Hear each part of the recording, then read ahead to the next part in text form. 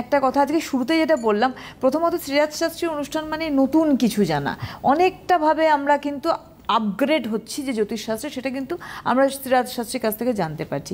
এই যে বিএনএন পদ্ধতি, এই যে ভৃগুনন্দী নারী, সেদিনকে এক ঝলক বলেছিলে যে যাদের সময় নিয়ে কনফিউশন, কিন্তু এটা কতটা অথেন্টিকলি একটা মানুষকে অনেকটা জায়গা করে দিতে পারে তার ছক বিচারের ক্ষেত্রে?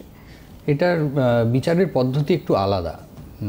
দর্শক বন্ধুরা, আমি আপনাদেরকে এর আগেও হস্তরেখা, কৃষ্ণমূর্তি পদ্ধতি, সনাতন জ্যোতিষ পদ্ধতি নিয়ে বিভিন্ন ধরনের তথ্য তুলে ধরেছি।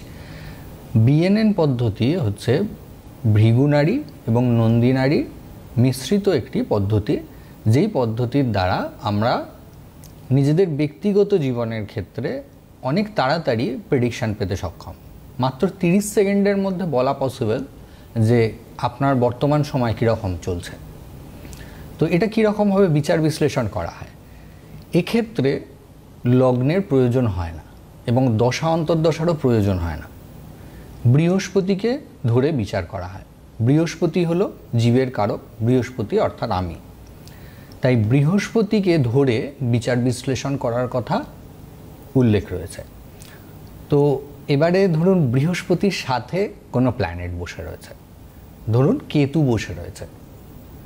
তো এই কনজাংশনটা কি এফেক্ট দিতে পারে সেটা আপনাদেরকে একটু বলি, তাহলে আপনাদের কিছুটা বুঝতে সুবিধা হবে।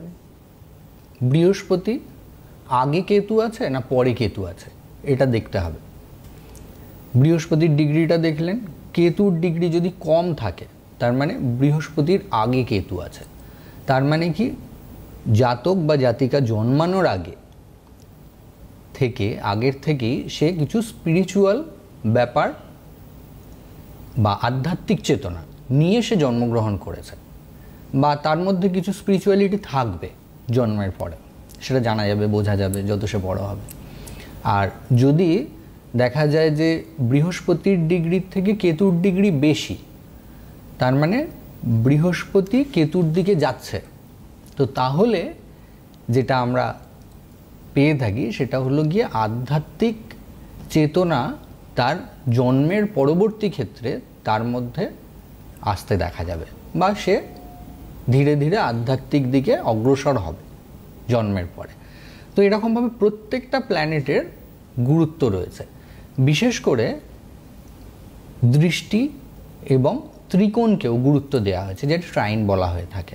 তার মানে আমাদের যে অগ্নি, পৃথ্বী, বায়ু, জল, যে 4টে উপাদানের রাশি, সেই রাশি অনুযায়ী আমাদের ট্রাইন সৃষ্টি হয়। সেই বিষয়ে আলোচনা তুলে ধরবো। ফোন নিয়ে আমরা আসছি। হ্যালো।